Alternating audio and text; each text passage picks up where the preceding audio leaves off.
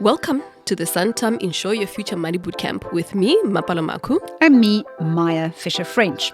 To give our listeners a bit of background, we have been working with Santam staff members where we take them through a money bootcamp. And last year, after seeing the incredible changes that these individuals went through, we realized that there was an opportunity to take this money journey to a broader audience.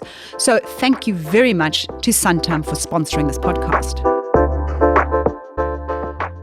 Being aware of what's happening with your money and being conscious with your decisions, it does reduce the anxiety because then I know where my money went. I know what I did with my money. I can account for every cent physically. Whereas before, I would just account for what I spend on just from the top of my head. That's why when having to go back and look, I would feel anxious because what are the chances that there's something else that shouldn't be there? But now because I'm keeping record of it and it's physical and I can see it, the picture is quite clearer. I'm no longer as anxious about money, even say anxious at all. As you may have gathered from the intro voice clip today, we're going to be talking about getting control of your day-to-day spending. Basically, how to put together a budget or a spending plan.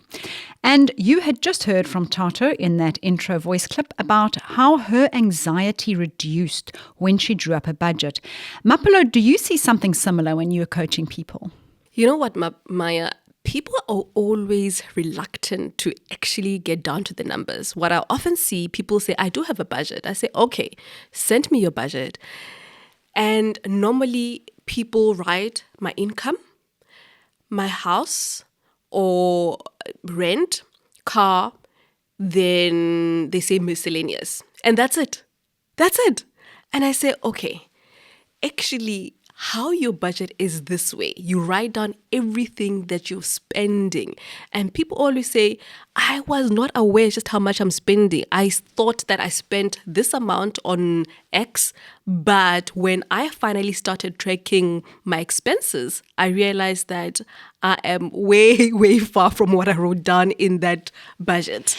But now, we talked about, right in the first episode, we spoke about money and emotions.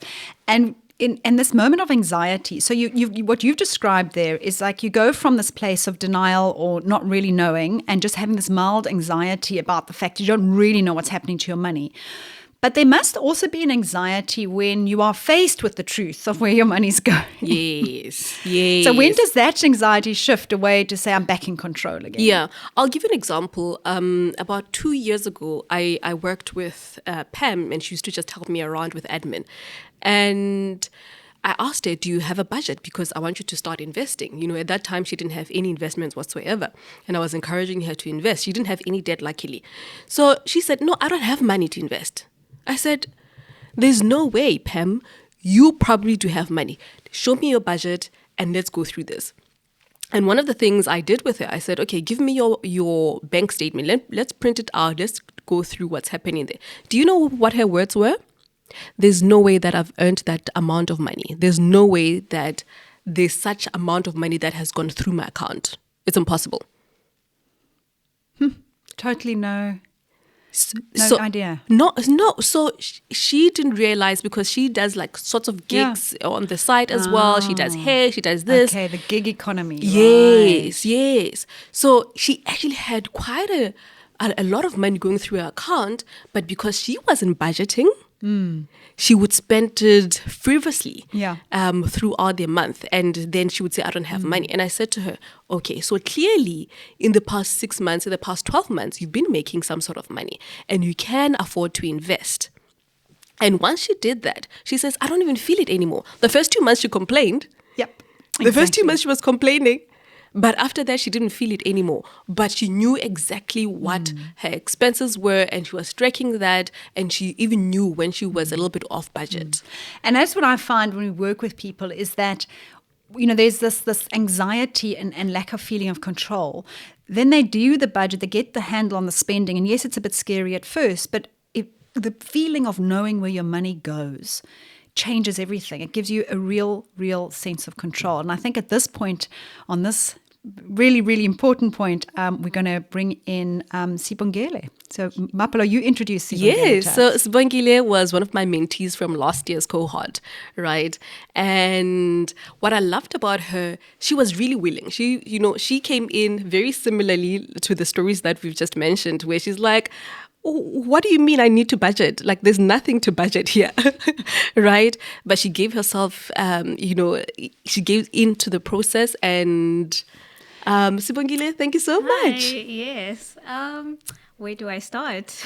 So just give us a bit of background into when you started the journey. What did you feel about budgeting? I felt much like the person you worked with. I really don't have enough money to budget. I earn a measly it wasn't a salary. What's there to budget? Plus, I'm young, I have time, and is it really that important? So those are the things going through my mind. And whenever you'd say something, I'd be like, well, that's a bit too big. Maybe I should first wait until I have a bit more money. Then I'll be able to fully see the benefit of maybe putting my money into that tax-free savings account every month. Yeah. We're always waiting for more money. Yeah. No, absolutely. We'll do it when we have more money. You know what the amazing thing is you never have enough money. No. Because there's always something else to spend your money on. Yes, Yeah, yes, interesting. absolutely. And Maya, and it goes for everything, with budgeting. No, I don't have enough to budget. That's even more reason to budget. The fact that you don't have enough says that I need to just apply myself a little bit more further and say, how do I allocate my money in the way that is going to make me happy, in the way that I can still pay off debt and save for my future? You have every reason then for you to budget. Absolutely. And so how did you start off with, how did this start? Like what was the starting point, Sibongile? It's all such a blur. I can't remember. All I remember is getting to a point where I feel, wow, this isn't bad. Like what you said, you don't feel the burden anymore, even though you look at your salary and you think, I could probably do better. But because of the budgeting, I felt less burdened by the anxiety of not having enough money. I can't remember when it started, when I decided, you know what, I'm going to listen to her. I'm going to put it all in, put my all in it. But yeah, it's all a blur. Yeah. But one of the things that I really liked about Sibongile is that she went and printed out her bank statements. Because one of the things, again, people say, and she was saying it as well, was, I don't have enough money, I don't have enough money to do this or to do that. I said, it's fine. You might not have the full amount. Might not have a large chunk, but you can still do something with what you have right now. Yeah. And she started going through her bank statement. Tell us that story about the fees. Oh, firstly, let me just say, the person you were working with said, there's no way I have this much money. I also fell into the same trap because I also do a few gigs on the side, and I didn't realize how much was coming in. But yeah, I saw the bank fees and I was like, no way. No, I actually tracked. I was like, okay, this fee, they are saying it's for this. Okay, this fee comes in every time I do a cash send. Okay, so cash send is this much. Every time I do a cash send, this is how much I'm paying. So then what's this fee? And, I called around. I'm like, well, I don't understand what this fee is for. And then they explained. And then I was able to get some of the money, not a lot, back because I was like, well, this is a wrong purchase. So the bank had made mistakes on your bank statement? Yes, but also I'm an Uber addict. Uber as well, double charged. But the just seeing how much I pay in fees, because I thought I really only pay R5 in bank fees, but all those other transactions that I make, those immediate payments, they all add up. It's so interesting. It's just seeing it. And, Sibongile, I also work with so many people, and that whole thing about how much, and you said it's this sort of like, I have rent, I have groceries, whatever. But that's no one's budget equals what they actually are spending. They always spend more. And it's that aha moment of, I go to the shops to buy milk and I spend 300 Rand. How does milk equate to 300 Rand? Yeah. What's actually happening? Did you have those moments at all when you started tracking?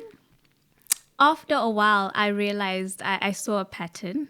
I realized whenever I love cooking for my friends. And I'd plan a meal, but then I'd go to the shop and I'd think, oh, let's also get desserts. Let's also get this. So that's how milk turns into 300 rands. That's it. We've solved the mystery. So I noticed some spending habits, and really now what I'm doing is making sure that I separate. I give myself allowances in my budget, like you said. I know that I like cooking for my friends, and I don't want to deprive myself of that. So each month I'll give myself this much, and I only use from that much. So yeah.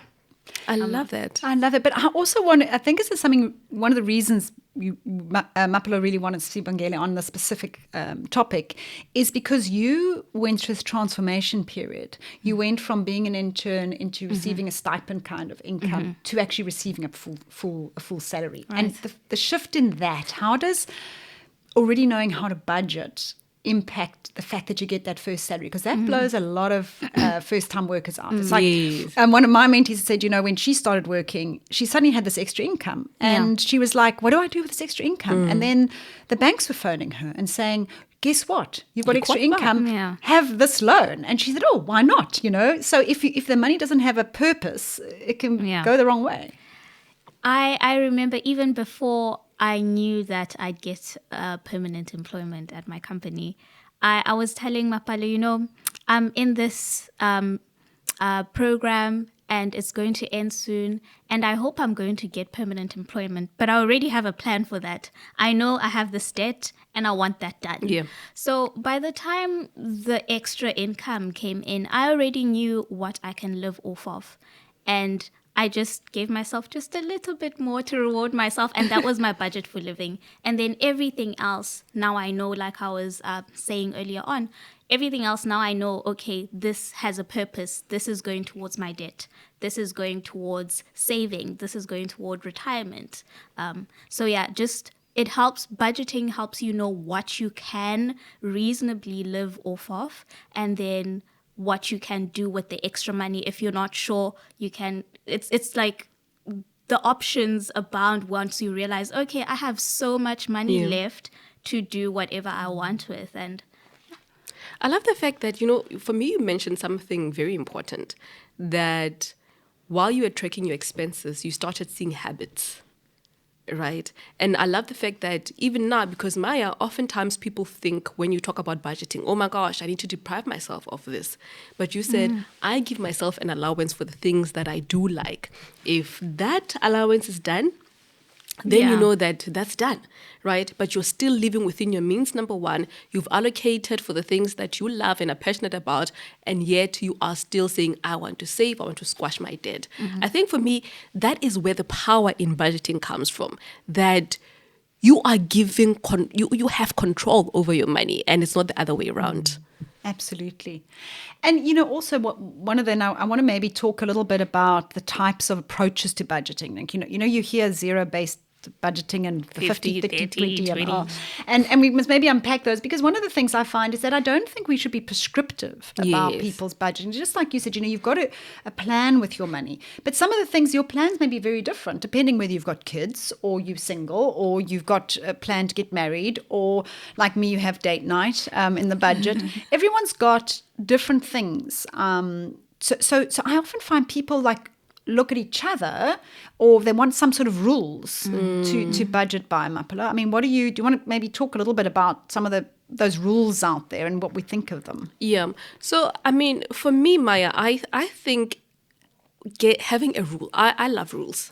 I'm just going to put it, I love rules. I feel like it's a benchmark that I can work towards, but also that fits my situation. So I take a look at the rules or the different approaches and I say, which one suits me, which one suits my lifestyle? But I kind of also, before I found one that worked for me, I tried and tested all of the above before, right? And I said, okay, actually, this one suits me, suits my personality also. Because I think that you can never, ever run away. You can never run away from your character, from your personality.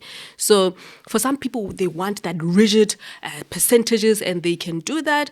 But for someone like me, I like the zero-based budgeting, where I know exactly how much I'm earning. And at the end there, I want it to be there as zero, right? Meaning that I've Not meaning that you spent all the money. That's No. not what it means. No, not meaning that. Well, All the income came and I went, I blew through it. No, it means that I know I'm allocating every cent towards what. Right. It gives me Every rand has, or every cent has a purpose. Exactly, Maya. So I know that the first thing, my investments will go off. I know that my kids' fees, and you know what I say, Maya? One of the things that I will never ever touch, my tax-free savings account and my retirement annuity. The world can shake, but those two things, I don't care what is happening in my life, they go off. Okay, And we're they going have to talk gone about a off. survival budget just now. 'Cause Yes, that's important, yeah. So those are your kind of non-negotiables. Yes, Yeah. yes, when it comes to budgeting. But also, so for me, it's the zero-based budgeting where everything is zero, but I've allocated to everything that is important. Eating out, I've allocated to saying, I love holidays, so I have a budget for that. All the important things, of course. Then there is the 50, 30, 20% budgeting rule. I find it, I can't move within this I one. hate that. Have you tried that? I wanted to say I love that. See? That's See? what Okay, my so that's you what talk us through the 50, 30, 20. Yes, so basically 50% is your living expenses, what you live off of, and I think 30 is investments and 20 is debt, or the other way around. No, not well, sure. you see, the point is that everyone's got different. So some say 50s your necessities, 30s wants, and 20s savings. So Savings. Yes. everyone's got a different Yeah. rule. But for me, I looked at that and I was like, I hate the idea of debt, even though I have the school debt and what, I just hate it. So I was like, I can't spend 50%. I can't fathom spending 50%. As much as I earn, I can't fathom spending 50% on living. So for me, I tweaked it a bit. Mine is more like a 35 living, 40, because I'm single. I don't have a lot of expenses, so I'm able to go that low. And then everything else is just savings and investments. So in that 35, that's my debt. That's everything, and then everything. Oh, sorry. And then I also mixed it a bit with the zero-based budgeting. So my first layer is, okay, I want to split it in this way. And then the money that's left that I live off of, then I do the zero budgeting. Like, okay, this one is going here. This one is going towards my trips. I also love trips. So yeah. So it's also mixing. And so it's interesting. So you kind of wanted some percentages, but what I find with the 50, 30, 20 rule, people always say, so Maya, do school fees fit in this? Or where do, so to me, everybody's individual and it's different. Everyone interprets those numbers differently. So I agree with you. And I mean, if you have children that you're educating, your necessities are going to be very Much different higher. to a single person who may still be living at home. So I think sometimes those rules, you've got to look at it in your own context. And for me, the big rules are around saving and debt. Like I always say, if you can go 25% savings, if you can maintain that, and that would be your retirement fund in there, your tax-free savings account, and your emergency fund. Yeah. Critical. I'm sure Mapolo's had you Working on build. that, Yeah. Mapolo's had you building. So to me, having your savings there at least at 25%, that's the one side. And then if you are needing to take on debt, you're buying a house, buying a car. The max, we get told the max should be 35%, because when I speak to debt counselors about people who go into debt, who are over indebted and have to go into debt review, it's when they go past 35%. So they're sitting at 40% debt, they become financially vulnerable to a shock. So you don't really want to go over 35%, but that doesn't mean 35% on store cards and credit cards. That is, I would say, you're probably maxing 5% repayment on shorter term debt, right? We're not talking about maxing out at 35%. But then, if you think about it, if you want to buy a house, you're probably going to be spending 30% of your salary. Exactly. So where's the car coming in? Yeah. So that's when you start realizing that you've got to have steps. You've got to have paid off your car before you buy your house, because you can't really be doing both if if you're going to stick to those rules. So I think for me, those are the two. And then in between them, we all figure out, your needs and wants. And, I always say, maybe sometimes some people prefer to drink champagne, but they'll eat baked beans. Yeah. You get to decide what a need and want is in your life. But I think you've got to make sure you're saving enough and that you're not taking on too much debt. I don't know. Yeah, no, absolutely, Maya. And I think, like I mentioned earlier, for me, it's for a lot of people, they just want the guidance of a benchmark, right? That, okay, this is what the benchmark is and how far as possible can I come close to the benchmark, or how can I make that rule work for me and my circumstances? But I feel like just find something that you are comfortable with, that you can go with, and so that your finances are put together.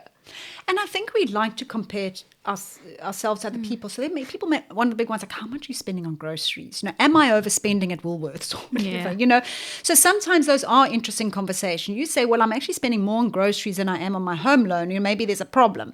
So I suppose there is that sort of guideline that you want to, especially as somebody starting work and maybe you're renting for the first time, that how much should my rent be of my salary? Do I max it? So I agree. I think there should be some guidelines, but within that, you've got to work out what works for you. Yeah, absolutely. Absolutely, Maya. Yeah. All right. So let's talk about, we've spoken about zero-based budgeting, 50, 30, 20% budgeting rule and how you can work around that.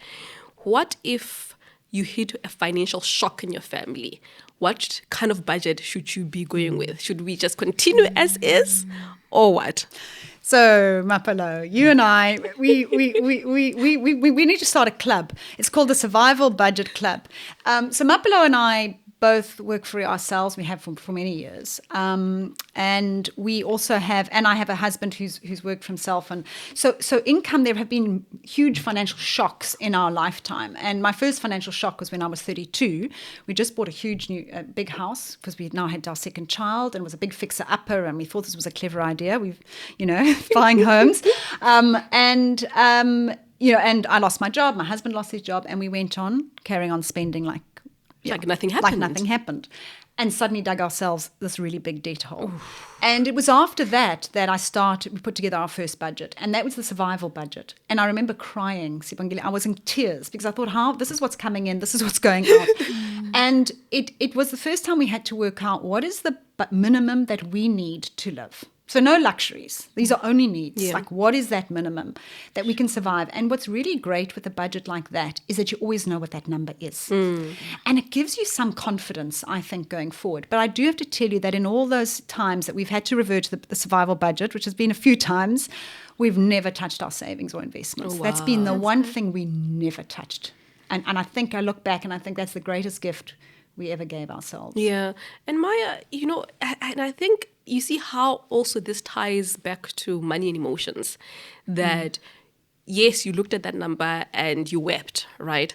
But there was room for you guys to talk about money, because what I often find is that when you hit financial rock bottom or financial challenges as partners, some people are afraid to talk about money, to say, you know what, I'm not able to bring in what I was able to bring in anymore. And they keep quiet and keep on getting further and further into debt. And I'll tell you my story with my husband. So when I started Women in Finance, Maya, I was barely making anything, right? And I didn't have enough savings. The advice is that you should at least have 6 months, 7 months. I had absolutely nothing, right? But he was there, supported me. Even with him, when his business went down, when it was really, really struggling, Maya, the one person whom we are always able to talk about money, but this time around he said, I was just feeling shame. I was feeling shame to tell you that, you know what, I won't be able to make that payment. And I'm a very persistent person, by the way. And I said, no. And I know him. I said, one thing about us, we always talk about what's happening with our finances, at least twice a month. And this time around, you keep on saying, okay, I'll come back. I said, no, today's the day we're going to sit down. And I finally realized that, okay, you know what, things are not going well in business. Then I said, okay, what is it that we need to earn in this household just to make sure that everything's above board? And that conversation even just changed our relationship even more. And I think even for the better, that I knew exactly when he had money, he would say, okay, this is what I'm able to do and this is what's happening. But what often happens, we keep quiet and we just hope that somehow something will work out. Yes. Something work well. I must tell you, I remember when I was working in stockbroking, we had a client who had lost his job and he didn't tell his wife for 6 months.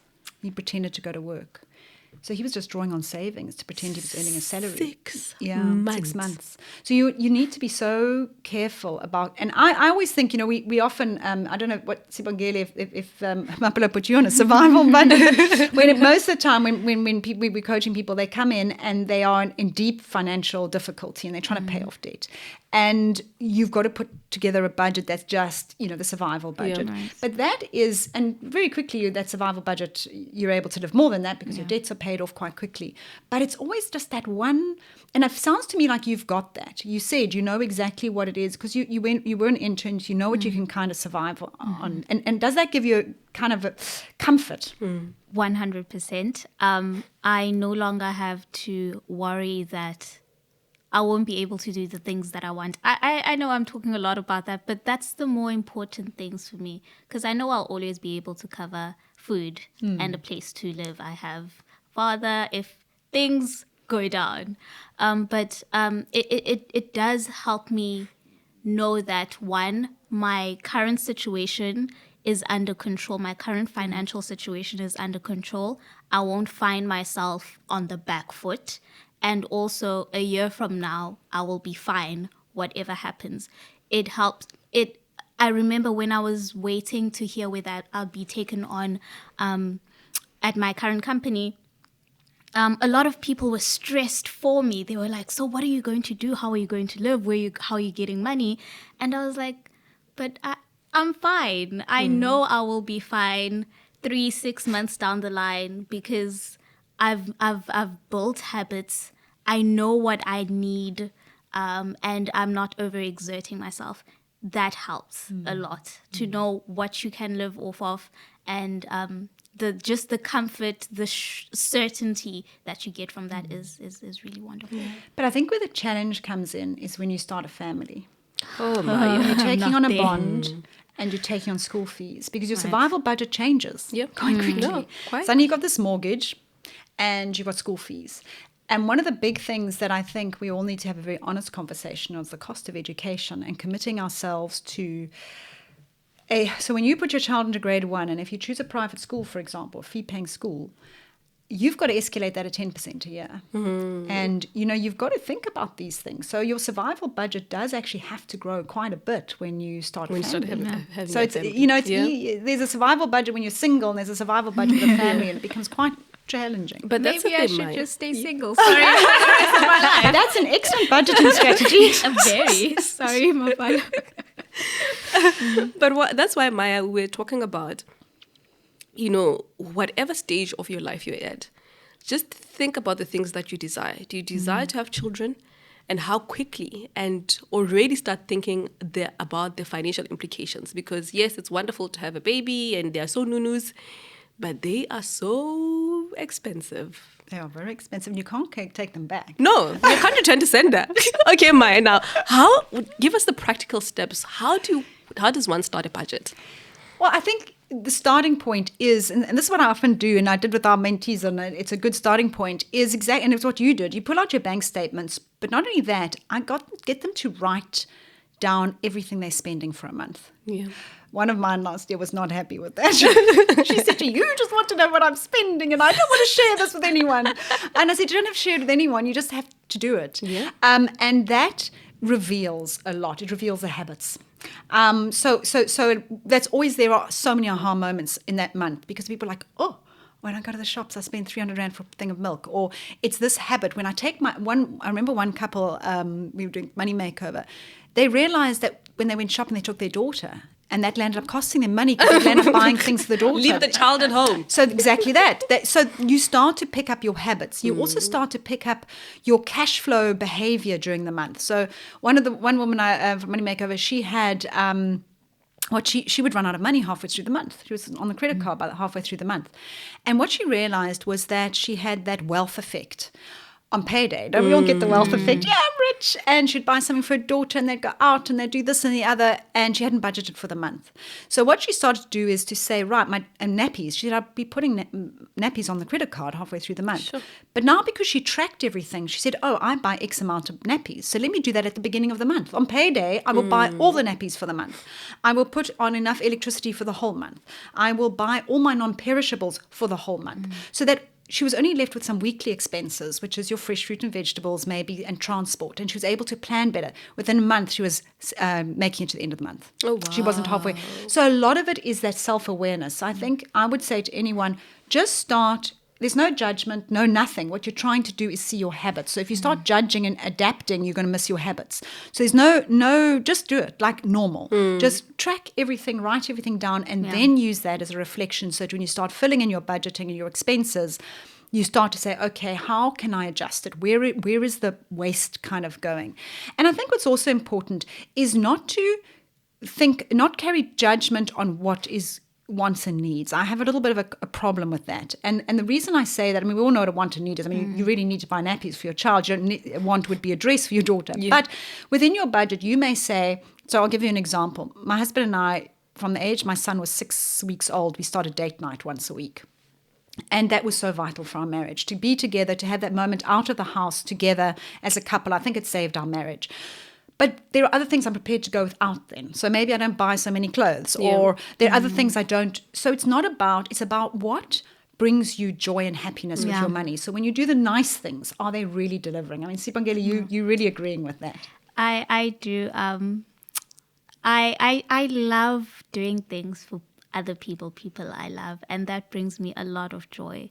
What I can say is that budgeting helped me do those things and feel better about myself in my relationships. Like I'm doing something, I'm showing up. I mean, of course, it's not about the material things, but I'm able to be in my relationships the way that I want it to be within budget. Yeah, within budget. Yes. But exactly, and it's just simply observing, saying, okay, so, and we're talking about holidays, and it's a priority. Holidays we love, so there's other things that we don't do. Like, and I think the fact that I don't have car finance is probably, we're not having an expensive car that I'm having to pay off allows me to go on holidays. So those are for somebody else, the expensive car may be more worth it to them, and they don't want to travel. So I don't think there's any value judgment thing. I think it's about saying, how am I spending my money? And what do you value? What are your priorities? Your value. Ask that question to your family. That is and I think it was Joe Biden before he was president.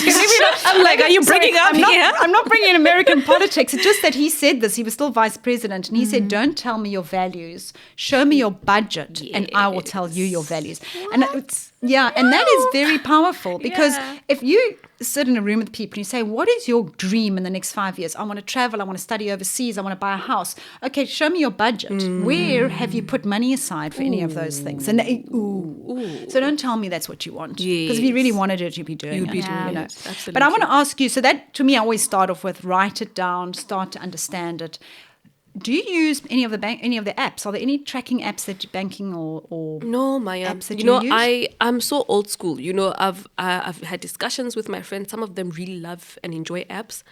I love seeing things in paper. Like I have an Excel spreadsheet. I'll actually show it to you. It has actual and it has budgeted, then has actual for each and every single month for the entire year. Then in there, I know, okay, my son's birthday is in May, the other son's birthday is in June, my husband's birthday is in September, all the birthdays in the family, my dad, my mom, my siblings. So already I know that each month is not going to be the same. Right? Because that's another mistake that we do, that we just have this budget and we're like, okay, this is my budget, but every month is not the same. Yeah. We have our anniversary, we like doing something then, and our anniversary is in January. So you can imagine. So you're the payday loan victim. So literally by the previous year, we're already planning for that, saying, okay, where are we going? And it's cheaper if we book on time, that sort of thing. Then Maya, I know it sounds very drastic, but to what you said with the other mentee, she was quite upset. I have a notebook where I write down everything. So you see, I bought a cappuccino. It's in the notebook. With tip, it was 41 Rand. It's going to go into my little notes. So I didn't bring the book because we're in Cape Town now, but I'm going to write it down under my notes. Then I know, okay, on day 1 in Cape Town, I spent 41 Rand. This how much on Uber. Then I try to go consolidate. Then I see. And also what I've realized by doing that, Maya, I'm just more conscious of my decisions when it comes to money. And one of the things before I did this, I used to spend, then say, oh, okay, I'm going to look at my budget at the end of the month. But it never worked. And I realized that I actually spent way more than what I write in my budget. So it just made me feel very silly that I'm going to go write that, oh, I spent so much in this week. Like, where's this money coming from?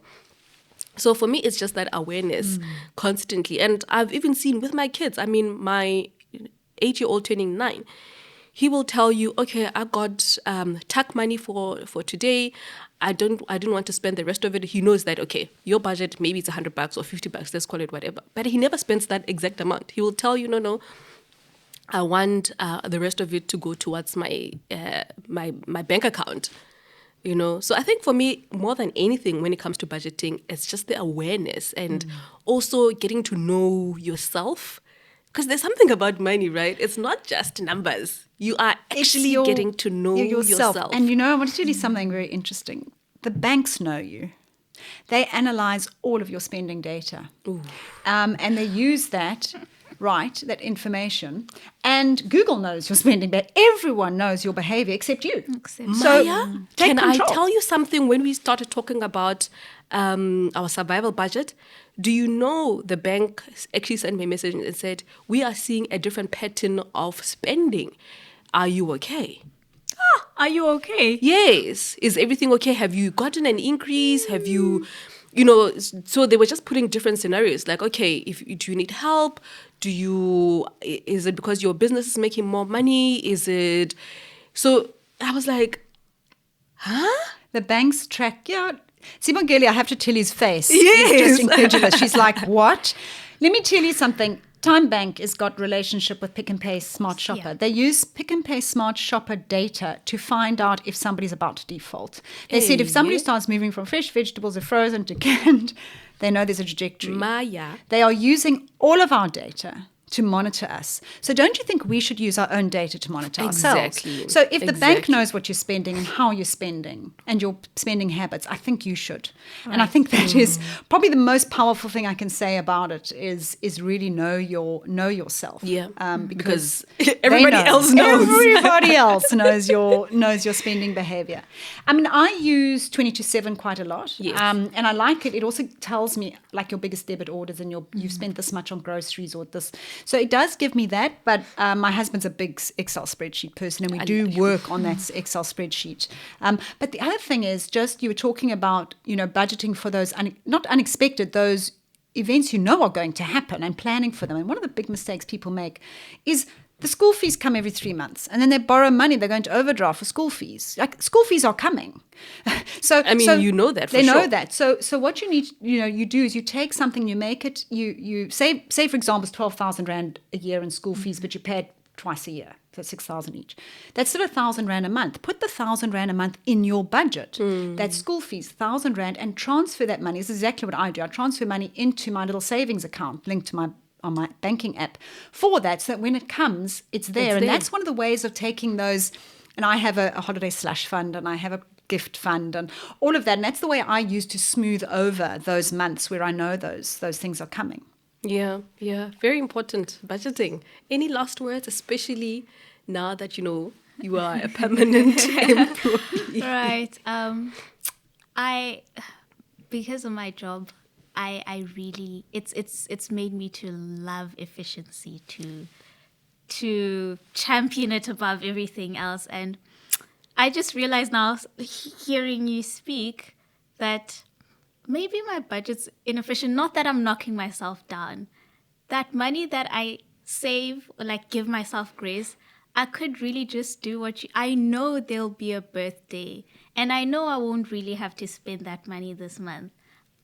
So I'm just learning a lot. That's my last words. I'm really. I think we all learn from each other. I learn from every day from somebody I engage with. So I think that's probably a great lesson. So I think that's fantastic. And I hope the listeners have really got some insights into getting motivated to start the budget. We have got an example of a budget in the link in the descriptor. That'll take you to a resource page where you'll have everything. So fill in that budget, but please don't just go and fill in and think, this is what I think I spend. Go track it for a month before you actually start completing it. I mean, there's some you may be able to complete, like your mortgage, but go start actually tracking it. And then please share your insights with us by dropping us a voice note to 062 174 0145. Until next time, see you soon.